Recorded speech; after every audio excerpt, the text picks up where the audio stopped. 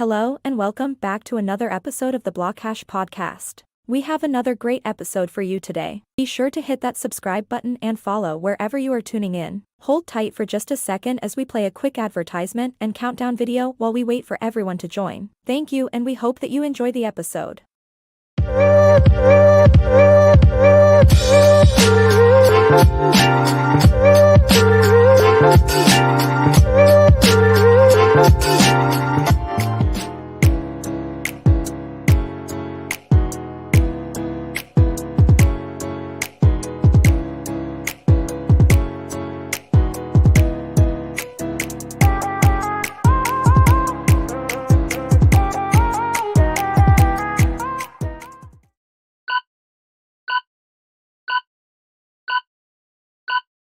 What's up, everyone? Good afternoon. Welcome back to BlockHash Exploring the Blockchain, episode 319. Today, we have a wonderful guest in Paul Jenkins here to talk about what he's doing in the Web3 and NFT space. This guy is a jack of all trades when it comes to creating content, to writing. He's worked in the comic space. He's worked in the video game space. He's in the Web3 space now. This guy has done it all across media. And we're going to let Paul tell us more about himself and his endeavors today. Paul, welcome to the show, man. Super happy to have you here. Thanks, Brandon. I'm happy to be here. Looking forward to it. Absolutely. Me too. Tell me a bit about yourself and your background just to kind of get started, give people a bit of a familiarity with what you've done in the past, leading up to today a little bit. Yeah, I came to the States. I'm from Great Britain, and I came to the States when I was young. I was 20 years old, and I happened to, I had studied music and drama. I was teaching music and drama to learning disabled children here in the States, and I happened to meet some guys that had a black and white comic book, and it turned out to be the Teenage Mutant Ninja Turtles, and so I became the third employee of Mirage Studios, and we did Ninja Turtles, and it blew up. Right. We started in a tiny little office in Northampton, Massachusetts, and it just exploded. So I was kind of caught in the maelstrom. And I've often said, I think, that was incredibly lucky. Right. But, you're 20, 21 years old. Do you sink or swim? And I just happened to be able to swim with it. So I went from there and, we did all of that stuff. I had become an editor in chief of over there, but also, worked in licensing. I then went to be an editor in chief for a couple of other companies. And then, at a certain point, I happened to be the editor for Alan Moore and Neil Gaiman and some plenty amazing people in the comic book space. And I was in a conversation with Alan one time, and I just talked with him about potentially being a writer. So I went down to San Diego Comic-Con, and I broke into comics as a writer the only way that you can't do it, which is I went to the editor of a book called Hellblazer and said, do you need a writer? And he said, yeah. Have you written anything? And I said, honestly, not really. No, but they gave me the job. And then I went to Marvel when they were in bankruptcy, and I wrote some stuff that won, an Eisner Award. I wrote the origin of Wolverine for them. I created a character called the Sentry. I did a lot of stuff, that worked out really well, that essentially has become fundamental in their films. And so, even at that same time, I wasn't satisfied working in comics because I really felt that the video game industry was not telling stories properly, and it needed to, and it didn't take itself seriously. So I started working on innovation in game design. I have a background in film. I've directed animation. I do animation.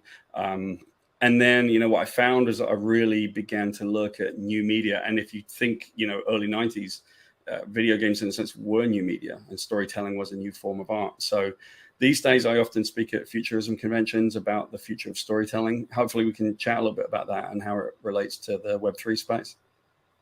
Absolutely. You're kind of like this master of storytelling across media. And that's really cool to see, develop over the years and into, Web3, which is, this emerging space and technology. How did you come to find yourself wrapped up in Web3 and NFTs? Did you stumble across it per happenstance? Did someone introduce it to you? How did that become like the next step for you? Well, I was contacted by a good friend of mine, Joe Sichter, who used to be the head of Disney's Digital Interactive Labs. And Joe and I have been talking about like virtual reality and augmented reality. I wasn't a big proponent of virtual because I didn't think it would. I like it, right? And it's interesting, but I felt that eventually human beings would really want augmented reality storytelling. So I was brought into Disney to kind of talk to some of the higher ups up there and to consult, and also to talk to Joe a little bit. And we tried to get one of their projects off the ground in the augmented and virtual reality space. Now, the project we were doing, which is quite funny, was Tron, which is the virtual reality project that Disney has. And they just weren't going for it because that belonged to the film people and they didn't want to do it. But they wanted to concentrate on other IP to see if it could be done in virtual space, and just so counterintuitive, right? That's crazy. How could they not go for Tron? That's like the embodiment, right? Because of rights issues. And this is exactly what the problem is with our industries and with, the entertainment industry sometimes. Anyway, Joe is a great guy, and he called me up. We had obviously wanted to work together to innovate, and he called me up, maybe 2-3 years ago, and he said, Paul, what do you know about NFTs? And I said, listen, man, the answer is nothing, but let's go.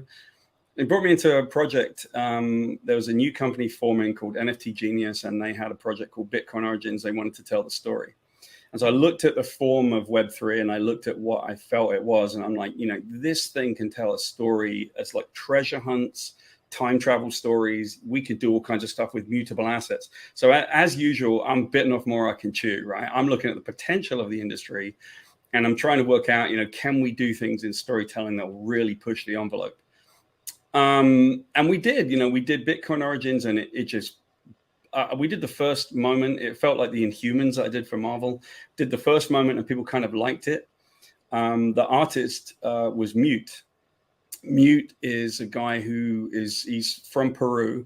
He's an amazing human being, and I think he finished like second to Beeple the year that Beeple won the best artist in NFTs thing. Mute finished second, right?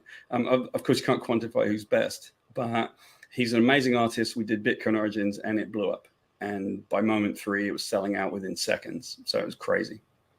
That is crazy. Yeah, it's interesting to see how NFTs have had its finger, I think, on a lot of different industries out there, from music to media to movies to trading cards and digital collectibles, and now like storytelling, I think, is a really interesting natural progression for it. And you started something called Meta Studios, and you guys are working on your own projects around this, kind of combining storytelling and narratives and NFTs. Can you explain kind of what the idea is behind that and maybe some of the things you're working on? Sure. Yeah. And, I hate to be disagreeable, but I kind of disagree about one thing that you said, which is, it's not time now for story to be part of it. It was always time. And I think it was fundamentally the misstep that we took in this business. First of all, was that we didn't realize that the most useful utility that people could look to would be storytelling in this space. So what happened was a lot of people, we had the boom, and a lot of people were obviously, it felt like the .com bubble of the mid to late 90s, right? Where everybody's like, we could make websites. Let's get a $30 million private sale or something. And money was kind of flowing in. And then, of course, what happened with .com, the bubble burst, because bubbles burst, right? So we had this bubble. And what should have been happening, and I think what we were doing with Bitcoin Origins, we were telling stories and saying storytelling is the utility. You're talking about staking and all this other kind of stuff. Those are all super valuable, and the potential for blockchain is amazing. It can do all of these interesting things. To me, I wanted to do things like mutable assets, send out, instead of just burning an NFT, send out an NFT that on a certain day of the year, for example, suddenly it looks different for a day, and then it changes back. And you're telling a story with that. You might do a time travel story where reality changes and your NFT changes for that day, and then it comes back, right? So I felt that we were missing an opportunity, even though Bitcoin Origins was doing well in the storytelling space. So to get to your question, my company's called Meta Studios. We actually were founded in 2014, so we beat Zuckerberg by about 6 years, 7. I was actually really annoyed when he called his company Meta. So what can you do? What can you do, right? It's an acronym. It stands for Media, Education, Technology, and Advancement. And the idea being that, I do media, I care about education. I think it's really important. And I don't mean like spinach education. We're just telling people, 1 + 1 = 2 and all that kind of stuff. It's more like helping people learn from seeing and doing and participating, right? T is for technology, and the A is for advancement, because my entire career I've spent being an advocate for creators and creators' rights. So, look at this space, right? This is a space where creators can thrive, but they need some guidance, they need some help. And so that's part of what we try to do as well. No, that's awesome. And I love to see the progression in your work, and now, getting bold and ambitious and going for it with Meta Studios. And I've seen a lot from your project, Another Path. Yeah. Can you talk a little bit about maybe the objective that you want to accomplish there, and also what that kind of is? Yeah, absolutely. I mean, so here's the thing, right? Like one thing that seems very natural, Brandon, don't you think that like comic books actually work in this space quite well? They're a great way to tell a story. They're very economical. People like collectibles. But not being a satisfied kind of person, I'm like, okay, let's do comic books that have an attachment to a treasure hunt that is tied to collectibles. So with Bitcoin Origins, that was very successful. It was on the Wax network. We did a treasure hunt that had these really cool collectibles that Mute did, right? The art was brilliant. It had its rarities and its collectability. It had its stuff, right? And all along, what I really want to do is to take the form, which is Web3. What can this medium do? Well, this medium can do treasure hunts, and we love that. So we brought a treasure hunt, which is the Another Path side of our project. If anyone wants to go to anotherpath.net, you can see like a treasure hunt. And obviously we have our Discord server. But the goal was always to tell a really cool story, because story is everything. Like, story is what I do. So Another Path was the treasure hunt side of it, and people began to learn and unfold like an onion, like peeling the layers of an onion. They began to see and find things, and we're lined up to get launched on April 2nd, which is 4/2, and the number 42 is very important to us, as people will find if they get there. Underneath that treasure hunt sits right next to the main project, and we just started announcing the main project. It's called Quantumverse. And what I care about is speaking to the audience that lives inside this space, right? So Quantumverse is very much an allegory. It's a little bit of like, we know that we are living in the environment of the machine at the moment. I'm an old punk, right? Look, there's the gray hair, right? And so I grew up distrusting government in all of its forms, and distrusting centralized banking and all of these people that are like, we've allowed the opportunity to be our decision makers, who then come to us and make horrible decisions for us, right? I loathe it. I've hated it all my life. And here we are in this space where people are crying out for decentralization. So the story behind Quantumverse is that we are at a point in history, and this is true, by the way, where we're looking at the rise of AI, and we're looking at what it means and what it does. And there are all these like apocalyptic stories of, the machines take over and Arnold Schwarzenegger shows up and like kills people, right? And it's been described as a thing called the singularity, the moment that we can't go back, right? The moment that the machines take over. But there's actually a more insidious part of this, which is called the soft singularity, which I believe we're now in. And it's the part where humanity gets to the point where it can't avoid the singularity. Unless we change, right? Unless we do things differently, we won't be able to avoid it. So we're going to experience a singularity, just like we're going to experience all of this climate change, all of the wars and famine, all of the crazy stuff that we're watching. And the machine that in the fiction is basically nurturing this and making it happen. It's responsible for all of this difficulty. It's responsible for people's cognitive dissonance and manipulating people so that it can get itself to a place of prominence and then basically run everything. And into all of this, there are 12 clans that throughout history, throughout the last 2,000 years, all of these incredible people like Einstein and Leonardo da Vinci and Ctesibius and Sun Tzu have all really seen that machine is inevitably going to happen. So just before everything kicks off, which is right now in history, we take all of our coding and we throw it all off up into space. We put it on the asteroids, we hide it from the machine so it can't get it. And that coding is done and hidden in the form of cryptocurrencies. So it's kind of cool. It works obviously with this crowd. The fiction speaks to our crowd. The treasure hunt itself, people can actually win cryptocurrency. They can win NFTs. We give stuff away all the time. And that is the piece that unfolds every chapter. And as you unfold these chapters, the story itself gets bigger and bigger. And then the last thing is that we just announced that with Quantumverse, we dropped the trailer and we announced that there's going to be a comic book every month, because I see a lot of projects that have wanted to do comics. But I'm used to doing 5 comics a month for like someone like Marvel, right? So making comics is something that should be expected. And so we're going to drop a chapter of it every month. That's really cool. So is the treasure hunt taking place through the collection of the NFTs or through another medium? Yeah, it takes place through all of it, right? So think of it as cross-media production, right? As all media. You are going to get clues by coming to our website. You're going to get clues by coming to our Discord, right?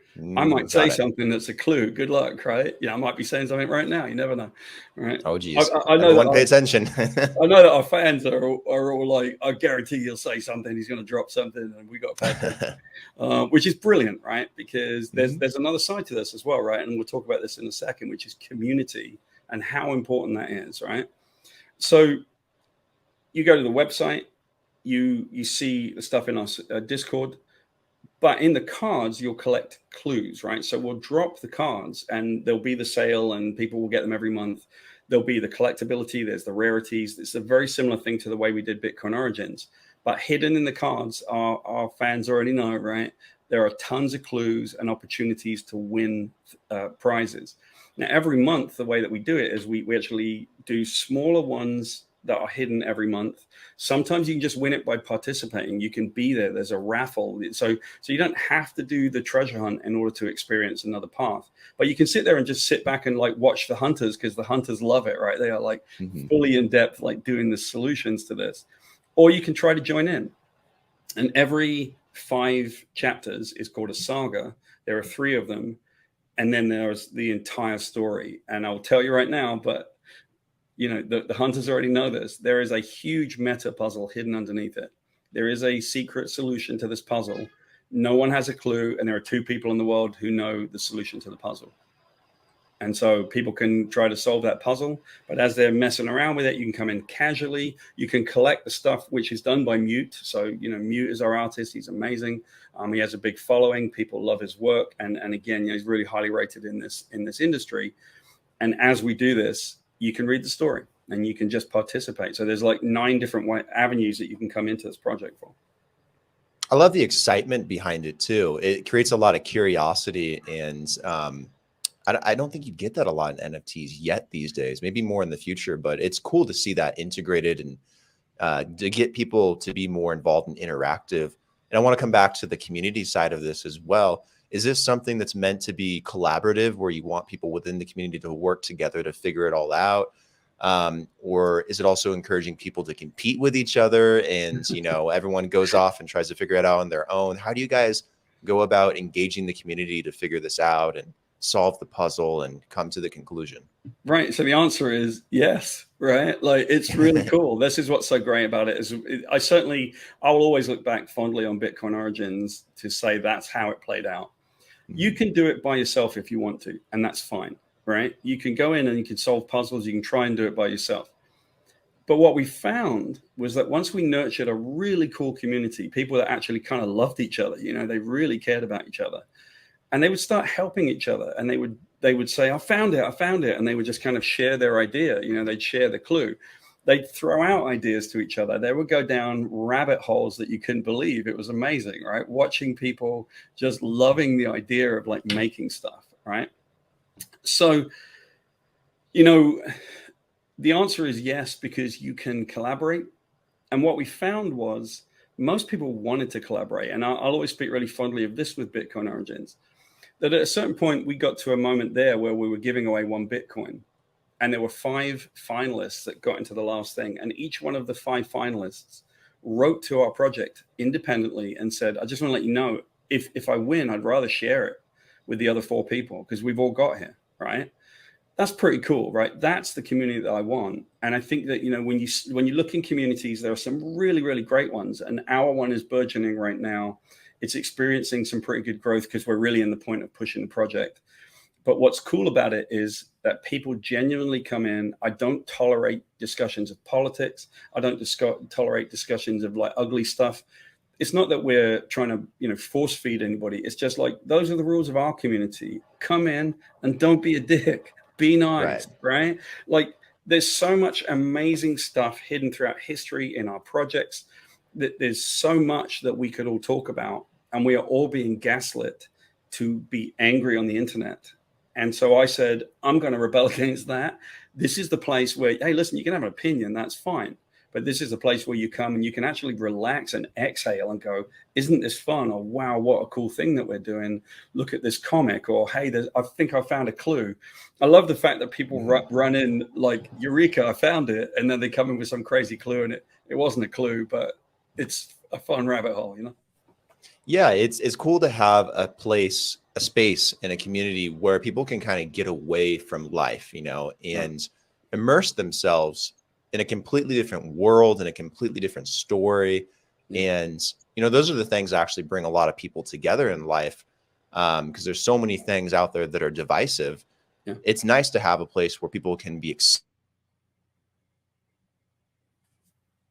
virtually or physically, and, you can go into this world together and do something that's collaborative or competitive and come to an end goal together and have fun. And it's like, again, the evolution of like what media has done for people and what TV and movies and music.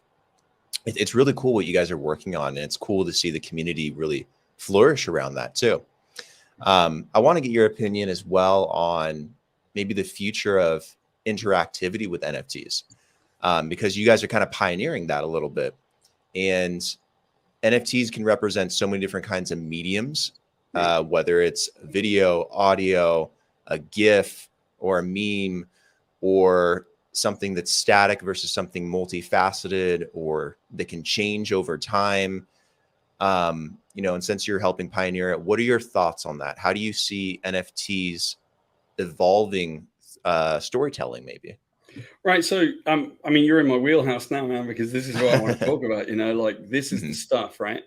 Look, for a while I was working on a sports project that didn't come around, right? But it was a shame because I look at NFTs and I'm like, I've spoken for years about like value, like what value does an NFT have? And there was all this debate, right? What value did Beeple's amazing piece of art that sold for 65 million have, right? I can think of a million pieces of value it had. It was a culmination of years of work, of like daily or weekly, like, exhibitions of his stuff, right? You have value because you tell a story. You have value because of the perception of value. And so the question that you might ask yourself is, how much value does a piece of paper have? Well, I happen to have one here. How much value does that piece of paper have? It's worth $5. How much value does a piece of cardboard have? A square piece of cardboard about this big? Nothing, right? Unless it has a picture of Babe Ruth on it, and then it's a collectible and it's worth a lot of money. So how much value does a JPEG have? I don't know. There are plenty of them, right? But how much value does a particular type of JPEG have? Well, an NFT can be a key, which is what I've always seen them as being, a key to an experience and a bunch of other stuff, right? So that JPEG now isn't just a JPEG, is it? It's got value beyond that. So think of what we would do. We have collectibles that have clues in it that are part of the story, that you can sort of win a prize if you got the right mint number. Usually if you mint number 42, you're probably getting something for free in our project. So, we have all these opportunities to do incredible things, right? And I think the part that we didn't pay attention to early in this was that we made a lot of promises. A lot of people said, hey, come be part of my project, be part of my community. I'm going to give you value, right? And to me, the moment I started seeing that, I was like, listen, we better start being careful here, right? Because we're about to have a lot of people that will tell everyone that they have value, but don't have any value because they can't produce any value. So one of the things I think that we should all expect, right, is, what do you get from a project? In our project, for example, we are going initially, without doing a drop, we'll go on sale first, right? Why do we want to do that? Because we need the financing fully in place so that we can deliver the project. We've got to pay the artists and the producers and the people that make the project. And I've put a lot of my own money in to invest in this, right? So instead of telling someone, hey, you're going to get these things in the future, that's not the only thing. When they come into our project, we've already printed up a bunch of like hardcover graphic novels that are like really beautiful. So when someone comes into ours, they get physical product in place. These are the types of things that I think we should always adhere to, right? We should look at what the value is that we're being given, and we should demand that that value is actually given to us for our investment. Because a lot of this was talked about, and a lot of these questions were raised by people. Hey, if we're going to go in this kind of decentralized world where no one's in control, that's fantastic. But it's not as fantastic when somebody walks off with your money, right? There has to be like a mix of some of this stuff. And that's the bit that I think that we missed. But it is also the greatest opportunity that we have, which is to tell stories using unique ways of telling them, right? We missed that opportunity by and large, but I think now we're back on track where, the survivors are surviving, and, we're doing the best that we can. And I think, if we can just see that people should expect the kind of thing that I'm doing with Another Path and with Quantumverse, right? They should say, do I get physical product? Am I going to get regular content? The question for us is, will we survive to deliver it all? And the answer is, that's going to be up to the audience, right? When they come into our project, they're going to invest at the beginning, which is kind of, it's not an investment because obviously that is, there's a bunch of SEC regulations and so on. But in a sense, emotionally invest, I suppose is the fair way to put it, right? They come in, they pay for something and they get sent that thing, like get physical product, and here's our development, here's our roadmap, here's our plan. And what we saw, and you don't have to agree, but hopefully you agree, is that essentially there were a load of projects that gave a roadmap that promised a thing. And that road went this far and fell off a cliff. And the trick now is to avoid doing that ever again. Yeah, I agree in regards to roadmaps. And I've talked to a billion different projects and protocols and people out there, and so many of them overpromise and underdeliver. And it's not always their fault, but a lot of the times it is just because of the overambition of it and just not being honest. It's better to have a short-sighted roadmap and just be very clear where you're at than to paint one 5 years down the line and say, we're going to do all these great things without a clear path. Yeah, so totally kind of get that and follow you with that. Another question, in terms of, the future of Meta Studios and where you want to take it, is it something you guys want to be independent as a studio creating new things with NFTs and Web3 in the future? Or do you want it to eventually partner maybe with a large studio in the media space? That's an interesting question, right? Because I have had so much experience with larger studios, right? I've been involved with Marvel and Disney, Warner Brothers, Sony. There is a certain benefit to that, which is their distribution and their reach. There's a certain problem with it, which is the institutionalized dysfunction that comes with those companies, right? And I think the example we gave earlier, trying to work with Disney on Tron and finding out that Tron wasn't available for VR, is about as dumb as it gets, right? What a shame, right? So the answer is that we want to remain independent, right? We want to. We're not against partnering. And in fact, in my life, I have a bunch of stuff that is with big corporations, right? I have stuff that's been in Marvel films. I have a project right now, that we have a contract for to build in one of the major streamings, right? So, I create media for that stuff. But if you ask me, what do I really want to do? I want to go and control my own destiny. It's the whole point of Meta Studios, right? I want to be able to kind of ask the audience, look, I do this, I build this kind of story. We bring it to you and it speaks to the form. What do people like in the space? They love the idea that they're in control of their own destiny, right? People want to get away from the centralization. The story that we're doing is literally about 12 clans in the future, right? And there's these giant spaceships that roam the solar system because now it's 200 years in the future, and they're all flying around, and each ship is dedicated to one form of humankind. So one ship is the ship of the creators, one is the ship of the builders, one is the ship of well, here's a little alpha for you. One is the ship of the philosophers. You'll see that next, right? There's all these aspects of humankind, and they're all concentrated to protect that idea inside these ships. Now, then, if you take it to our project and you go into our server, you'll see that you can get to choose which one do you want to be. What do you see yourself as? Are you a builder? Are you a researcher? Are you a creative person? Are you one of the others? And then, of course, there's the requisite one, which is the one that everybody will want to be, but nobody can get into, which is the 12th and final kind of clan. Each of them are identified by the color. Each of them you can be a part of and collaborate with your clan, but you can also just talk to the other clans and work together to solve the puzzle and to build the story and all that. That's the whole point of the story. And it really, really speaks to what we're experiencing at the moment in the world, right? Which is none of us want to be dealing with this crap. It's awful to watch all of this money and resources being sent, not to the 1% anymore, but to the 0.1% who control everything, while we sit there powerless and we watch like banks, like centralized banks failing because of stupidity and greed. And it's just a constant story that's only ever happened in our world. And I think the groove and the vibe of the people in our audience, you know, who watching this show and talking about this stuff is no more, which is why I said, because I'm old enough to be able to do it, that degen is the new punk. That's what it is. Absolutely. I could see this turning into like an actual TV show one day or an actual movie, and having that interactivity where maybe during the movie or during the TV show, there's an opportunity to interact through an NFT somehow. Yeah, have you absolutely thought maybe that's how it could evolve at some point? Listen, we can do all kinds of things if we put our mind to it, but it's all about financing, right? What Sure. The major corporations can finance is innovation. They've got the money, right?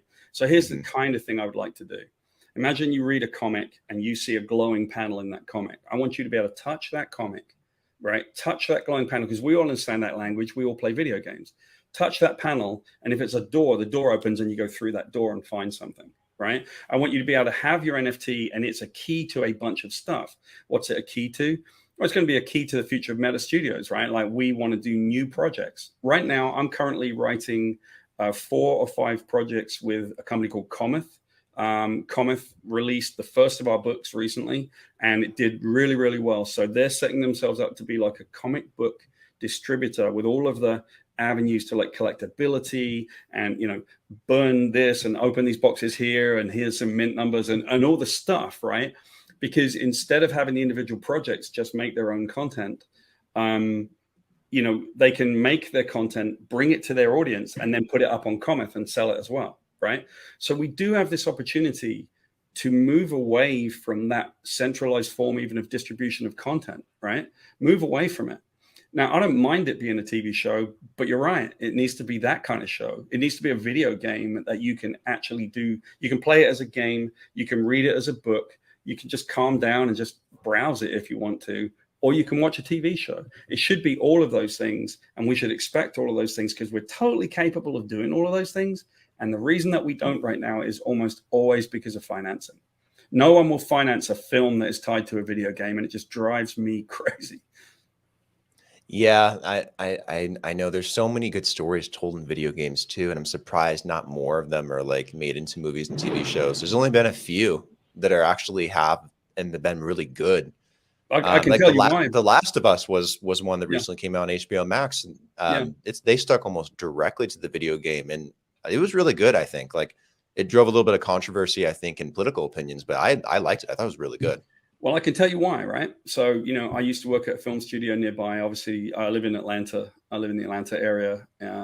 And, you know, we're the biggest filmmaking state there is. It's surprising. Obviously, people think of LA, which is where the center of like the culture and the financing and so on is. But if you want to make a film, you're probably making a Marvel movie in Atlanta, right? So I used to work at a film studio here. And one time we had a bunch of students come in, and I said, hands up who has ever seen a video game that got made into a film. And all the kids raised their hand. I said, no, a good one. And they all put their hands down. because the fact is that those two businesses refuse to work together, right? They won't, the game manufacturers are frustrated because every time they hand it over to the film people, basically take their project and sort of do something with it that the game makers didn't want. The film people don't trust the game makers because the game makers essentially don't often understand what the filmmakers need to do, which is fair, right? There are certain things you have to do as a filmmaker that you can't do in a game. So that's why there was never this collaboration between the studios.